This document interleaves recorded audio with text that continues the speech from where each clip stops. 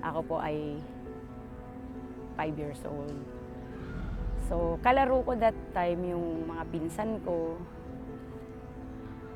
Nakita ko lang yung sarili ko, sa naalala ko ay nandun na ako sa isang bahay ng pinsan ko na may pamilya, pero wala sila sa bahay na yun dahil nagtatrabaho. So that time, yung kapatid ng asawa ng pinsan ko, I think 11 or 12 years old,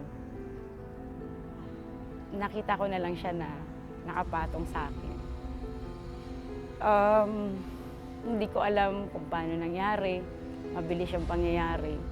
Tapos may isa akong pinsan pa na kasama doon sa bahay na yun, na siya yung nakabantay doon sa pinto.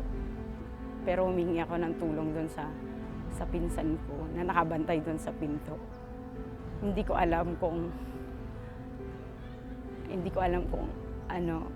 anong nangyayari, bakit hindi niya ako tinutulungan. Hindi ko alam kung ano yung pinag-usapan nilang dalawa.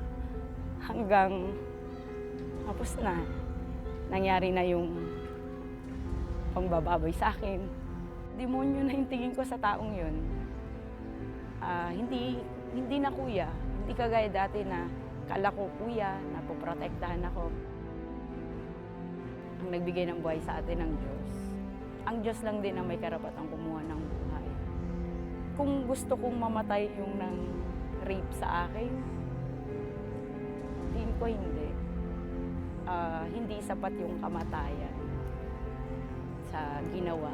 Pero yung mga nangyayari sa buhay nila mula noon hanggang ngayon, naghihirap o kung ano man, ay sapat na yun sa akin, nakaparusahan para sa mga taong yun. Sobrang mahalaga ang buhay, kaya hindi dapat basta-basta kinukuha ng sino man.